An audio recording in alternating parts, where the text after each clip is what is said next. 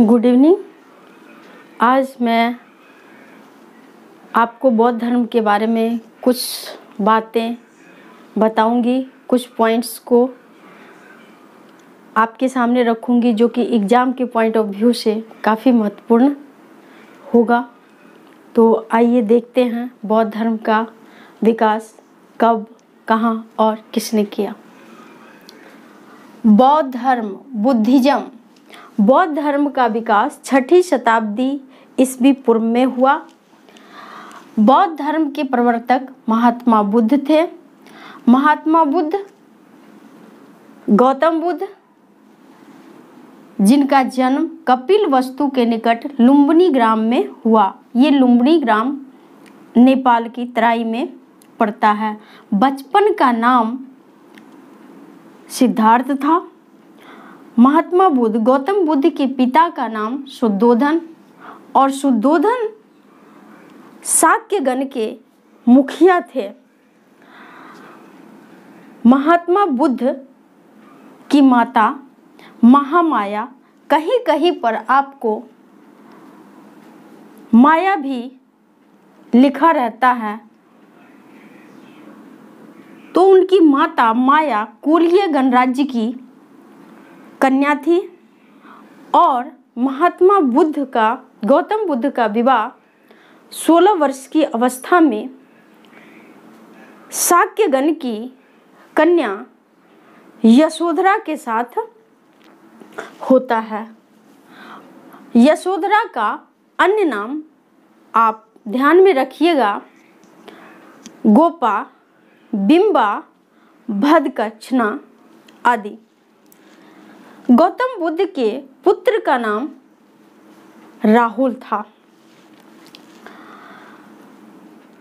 अब बात करते हैं गौतम बुद्ध के जीवन से संबंधित कुछ घटना और उन घटनाओं को सिंबल, संकेत, चिन्ह के द्वारा दर्शाया जाता है, जो कि एग्जाम में अक्सर पूछ लिए जाते हैं, खास करके यूजीसी के नेट के एग्जाम में, जो यूजीसी द्वारा लिया जाता है। गौतम बुद्ध का जो जन्म हुआ था, उनको कमल या सांड के प्रतीक के रूप में जानते हैं।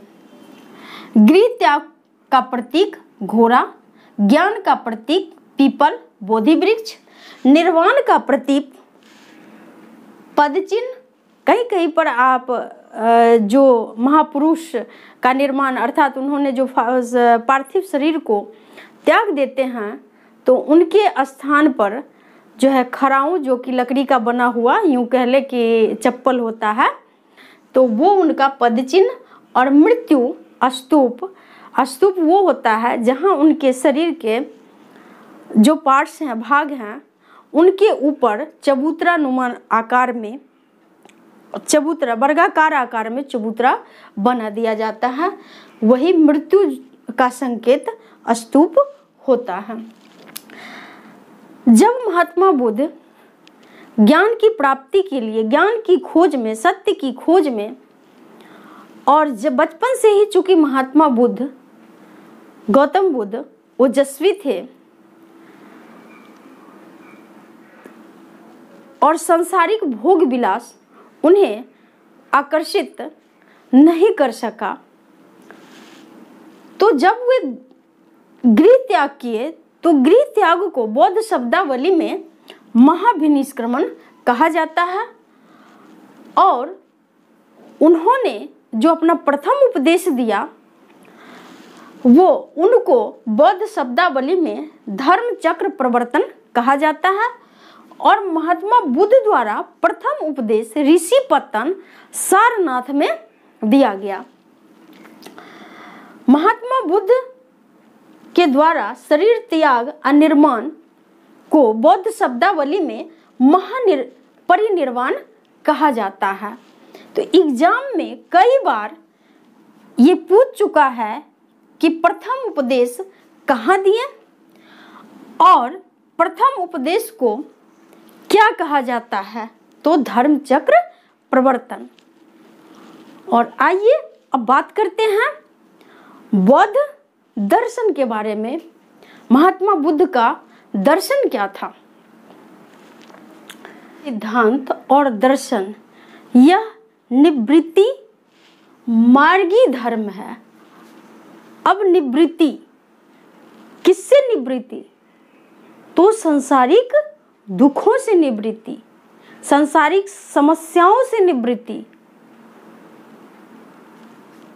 तो मैं आपको ये बता दूं कि जब गौतम बुद्ध कपिलवस्तु की सैर पर निकले हुए थे तो उन्होंने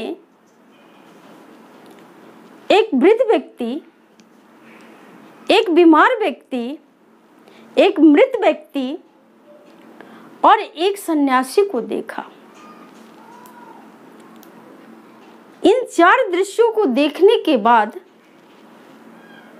उनके मन में निवृत्ति की भावना जाग उठी और उसी समय उन्होंने बुढ़ापा, बीमारी और मृत्यु जैसी सांसारिक समस्याओं का हल ढूंढने के लिए घर से चल पड़े, अर्थात गृह त्याग कर दिए।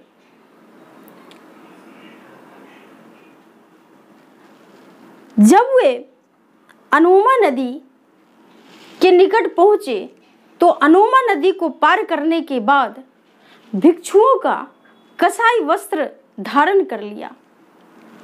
इसलिए वहां पर जो भिक्षुओं का कसाई वस्त्र बुद्ध के द्वारा धारण किया गया तो वहां पर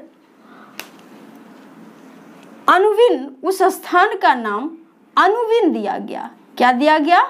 अनुवन, अनुवन। यहीं पर अनुवन विहार है। गृह त्याग के पश्चात महात्मा बुद्ध सबसे पहले वैशाली के सांख्य दर्शन के आचार्य अलार कलाम से मिले। अलार कलाम से मिलने के बाद उनसे उन्होंने सांख्य दर्शन की दीक्षा ली। उसके बाद जब उन्हें वहाँ भी संतुष्टि नहीं मिली तो वो आगे चल पड़े और आगे उन्होंने राजगृह के रुद्रक्रामपुत से मिले। उनसे भी उन्होंने बौद्ध धर्म की दीक्षा ली। वहाँ भी उनकी प्यास, तृष्णा नहीं मिटी और उनकी समस्याओं का जो वो हल ढूंढ रहे थे उनका समाधान, हल नहीं मिल पाया। जब वे उरुवेला पहुँचे, जो आज का गया है बिहार में, तो उरुवेला में उन्हें 5 साधक मिले। महामना, बप्पा, भादिया, कौंडिन्य, अशागी। तो ये जो 5 उनके साथी थे, साधु थे, बुद्ध के सरल साधना को देखकर उनसे अपने आप को अलग करके सारनाथ चले गए। महात्मा बुद्ध उरुवेला में ही 6 वर्ष कठिन तपस्या के पश्चात 35 वर्ष की अवस्था में उरुवेला में फल्गु नदी के किनारे बट वृक्ष के नीचे उन्हें ज्ञान की प्राप्ति होती है और ज्ञान की प्राप्ति के बाद वे बुद्ध कहलाए, सिद्धार्थ से बुद्ध कहलाए। तो एग्जाम में ये भी पूछा जाता है कि महात्मा बुद्ध को ज्ञान की प्राप्ति किस वृक्ष के नीचे हुई? तो आपका आंसर होगा पीपल वृक्ष, बोधि वृक्ष, क्योंकि जब ज्ञान की प्राप्ति तो उस वृक्ष का नाम, बट वृक्ष का नाम पड़ गया बोधि वृक्ष। तो बोधि वृक्ष किस वृक्ष के नीचे? बोधि वृक्ष। कहाँ हुआ? उरुवेला गया में, इसलिए उस स्थान को बोध गया कहा गया। क्या कहा गया? बोध गया, जो आज भी पर्यटन स्थल के रूप में प्रसिद्ध है। पर्यटक लोग आज भी बौद्ध दर्शन के लिए बोध गया का तीर्थ यात्रा करते हैं। और किस नदी के किनारे? तो फल्गु नदी के किनारे। गया में फल्गु नदी है। अब ये बुद्ध हो गए। तो बुद्ध ज्ञान प्राप्ति के बाद जब ये बुद्ध हुए तो इन्होंने अपने बौद्ध धर्म का, बौद्ध दर्शन का प्रचार प्रसार के लिए विभिन्न जगहों पर गए और विभिन्न राजाओं के द्वारा बौद्ध धर्म के प्रचार प्रसार में योगदान भी दिया गया।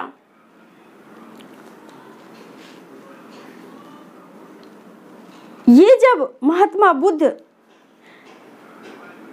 ऋषिपत्तन पहुंचे यानी सारनाथ, तो ऋषिपत्तन में इन्होंने अपना पहला उपदेश दिया। और पहला उपदेश इन्होंने अपने बिछड़े 5 साधुओं को दिया, 5 सन्यासियों को दिया।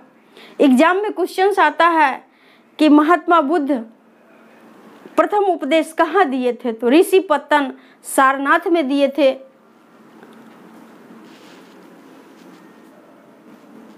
और वहां पर इनके एक आचार्य संजय से शास्त्रार्थ हुआ। शास्त्रार्थ के बाद उन्होंने संजय को पराजित करते हैं और फिर संजय को भी बौद्ध धर्म में दीक्षित किए। संजय के जो शिष्य थे मोगलायन और सारिपुत्र, उनको भी इन्होंने बौद्ध धर्म में दीक्षित किया। महात्मा बुद्ध ने जिस दर्शन और जिस सिद्धांत को दिया, वही सिद्धांत बौद्ध सिद्धांत या बौद्ध दर्शन कहलाया। यही सिद्धांत निवृत्ति मार्ग है।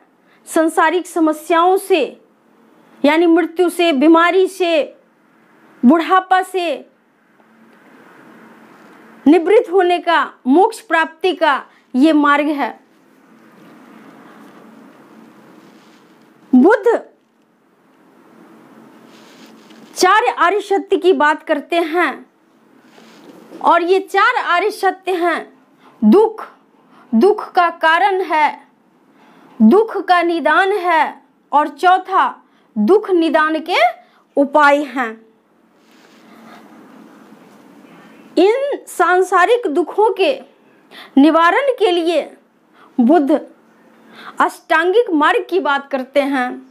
ये अष्टांगिक मार्ग 8 मार्ग कौन कौन से हैं? बुद्ध कहते हैं कि अष्टांगिक मार्ग, इन 8 मार्ग के पालन के पश्चात ही आप सांसारिक दुखों से निवृत्त हो सकते हैं, अर्थात आपको मोक्ष की प्राप्ति हो सकती है। ये अष्टांगिक मार्ग हैं। पहला सम्यक दृष्टि, संतुलित दृष्टि, सम्यक संकल्प, सम्यक वाक, सम्यक कर्म, सम्यक आजीव, सम्यक व्यायाम, सम्यक स्मृति और सम्यक समाधि। आपको एग्जाम्स में ये 4 आर्य सत्य भी पूछ लिया जाता है और अष्टांगिक मार्ग भी पूछ लिया जाता है कि कौन कौन से अष्टांगिक मार्ग हैं।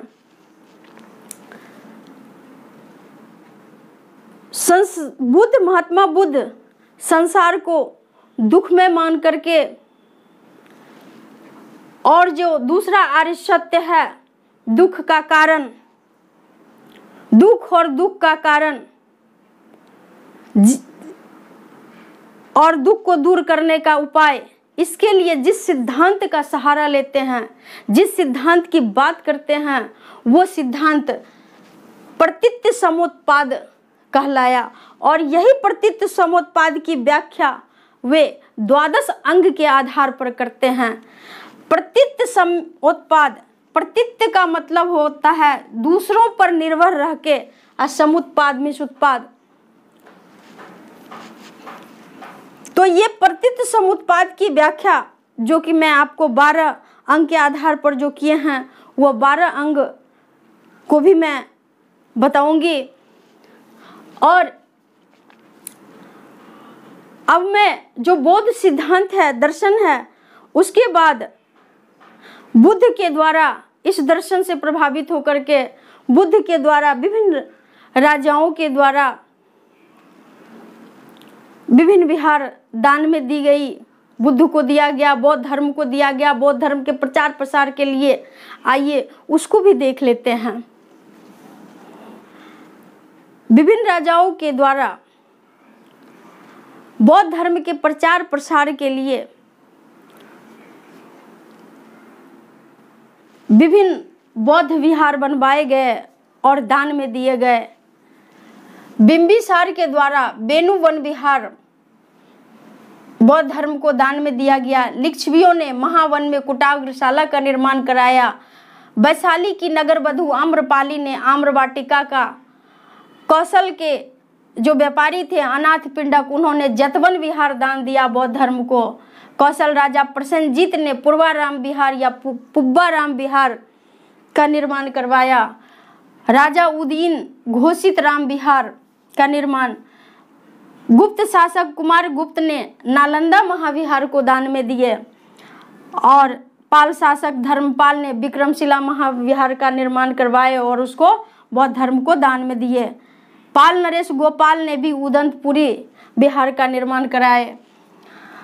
बौद्ध सबसे अधिक शिक्षा कौशल की राजधानी श्रावस्ती में दिए।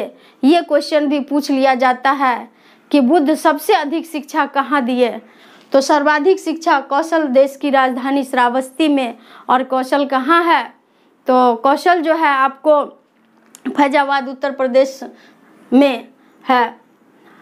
जब बुद्ध अपने धर्म के प्रचार प्रसार में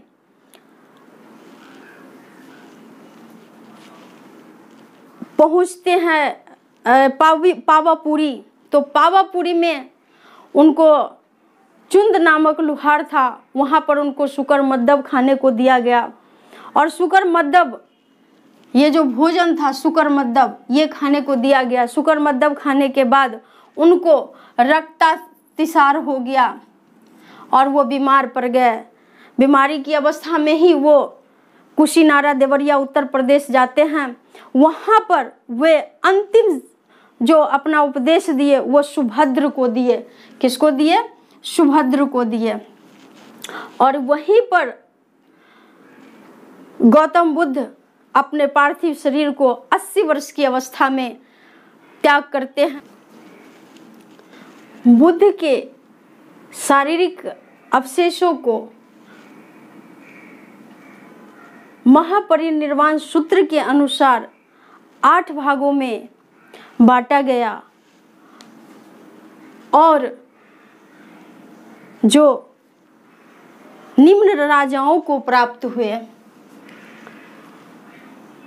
वैशाली के लिच्छवी, कपिल वस्तु के शाक्य, रामग्राम के कोल्य, पिपली वन के मौर्य, अलकप के बुली, पावा तथा कुशीनगर के मल्ल, वेठ द्वीप के ब्राह्मण और मगध के अजातशत्रु, इन राजाओं को बुद्ध के अवशेष भस्म प्राप्त हुए। बौद्ध संगीति की बात करते हैं और बौद्ध संप्रदाय, जो बौद्ध धर्म था आगे जाकर के विभिन्न संप्रदायों में बट गया। तो जो बौद्ध संगीति है वह संगीति यानी सभा, सम्मेलन, तो जब सम्मेलन होता है तो उसका कोई न कोई अध्यक्ष प्रेसिडेंट होता है। तो 4 बौद्ध संगीति जो कि आपको बोर्ड पे दिख रहा होगा, एग्जाम में इस बौद्ध संगीति से बार बार क्वेश्चन पूछा जाता है। तो आइए देखते हैं। प्रथम बौद्ध संगीति राजगृह में हुआ था और 483 ईस्वी पूर्व में। इसके अध्यक्ष महाकश्यप और किसके शासनकाल में? अजातशत्रु के शासन। द्वितीय बौद्ध संगीति का आयोजन 383 ईस्वी पूर्व में सर्वकामनी, कहीं कहीं आपको सभाकामी भी लिखा रहता है, की अध्यक्षता में और किसके शासनकाल में? कालाशोक के शासनकाल में। तृतीय बौद्ध संगीति पाटलिपुत्र में 250 ईसा पूर्व में मोगलीपुत्र तीस की अध्यक्षता में और अशोक के शासनकाल में। और चौथा एवं लास्ट बौद्ध संगीति कुंडलवन में कश्मीर में। कुंडलवन कहाँ है? कश्मीर में प्रथम शताब्दी ईस्वी पूर्व में वसुमित्र की अध्यक्षता में और किसके शासनकाल में? कनिष्क के शासनकाल में, जो कि कुषाण वंश के शासक थे।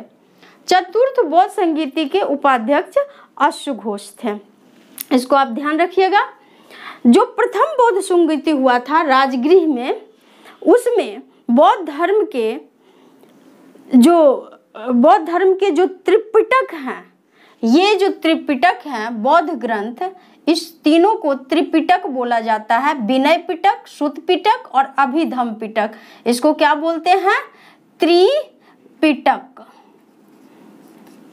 तो जो प्रथम बौद्ध संगीति है राजगृह, इसमें विनय पिटक और सुत्त पिटक का संकलन हुआ। और तीसरा अभिधम्म पिटक, इसका संकलन, इसकी रचना तीसरी बौद्ध संगीति में होता है। कब होता है? तीसरी बौद्ध संगीति में, अभिधम्म पिटक के। विनय पिटक में बौद्ध संघ के जो आचार नियम, दैनिक आचार यानी दैनिक रूटीन, आचार व्यवहार आदि के बारे में विनय पिटक में दिया गया है। जो सुत्त पिटक है, सुत्त पिटक में आपको बुद्ध के उपदेश, बुद्ध के दर्शन की बात कही गई है। और जो अभिधम्म पिटक है, अभिधम्म पिटक में बौद्ध धम्म जो दार्शनिक सिद्धांत है उसकी बात कही गई है। आपको एग्जाम में इन तीनों पिटक के बारे में पूछ लिया जाता है कि प्रथम बौद्ध संगीति में किसकी रचना हुई, अभिधम्म पिटक की रचना किस संगीति में हुई। तो आपको मैं ये बता दूं कि इस प्रकार के जो क्वेश्चन है, डेप्थ में जो पूछा जाता है क्वेश्चंस, वो नेट के एग्जाम में यूजीसी के द्वारा पूछा जाता है। तो आपको इन चीजों को ध्यान में रखना है। सुत्त पिटक का कई निकाय है, जिसमें से यानी उसके भाग हैं, तो जिसमें से जो अंगुत्तर निकाय है, इसमें 16 महाजनपद की चर्चा की गई है। 16 महाजनपद को बताया गया है सुत्त पिटक के अंगुत्तर निकाय में। सुत्त पिटक का ही खुद्दक निकाय है और खुद्दक निकाय के खुद्दक पाठ में ये बात कही गई है, बुद्धं शरणं गच्छामि, संघं शरणं गच्छामि, धम्मं शरणं गच्छामि। ये आपको कहाँ कहा गया है? सुत्त पिटक के खुद्दक निकाय के खुद्दक पाठ में। तो मैं डीप इसलिए बता रही हूँ कि जो स्टूडेंट नेट जेआरएफ की तैयारी करते होंगे उनको भी मेरी इस क्लास से अधिक सहायता मिल सके। बाकी आईएएस और पीसीएस के एग्जाम में तो इनसे क्वेश्चन जो डेप्थ में पूछा जाता है, कॉन्सेप्ट बेस पे पूछा जाता है, तो उसमें आप लोगों को हेल्प मिलेगी, सहायता मिलेगी। और चौथा जो बौद्ध संगीति है, मैं पहले आपको बता दूं कि बौद्ध धर्म में विभाजन भी हुआ। कोई भी धर्म है, बहुत सारे अनुयायी होते हैं, फॉलोअर्स होते हैं, तो उनमें विभाजन होता है। बौद्ध धर्म में भी विभाजन हुआ और प्रथम विभाजन जो हुआ वह दूसरे बौद्ध संगीति जो कि वैशाली में हुआ था उसमें हुआ। और वो विभाजन जो था किस रूप में हुआ? अस्थविरवादीन, जिसे थेरवादी भी कहा जाता है, के रूप में हुआ। बौद्ध संप्रदाय द्वितीय बौद्ध संगीति में बौद्ध धर्म में प्रथम विभाजन होता है और यह विभाजन जो है अस्थविरवादीन और थेरवादीन इस संप्रदाय का उद्भव होता है। और अस्थविरवादीन और थेरवादीन का जो संस्थापक थे वो तिब्बती स्रोत के अनुसार महाकच्चायन थे। चौथा जो बौद्ध संगीति हुआ, चौथे बौद्ध संगीति जो कि कश्मीर में हुआ, उसमें बौद्ध धर्म दो भाग स्पष्ट रूप से हीनयान और महायान में विभाजित हो गया।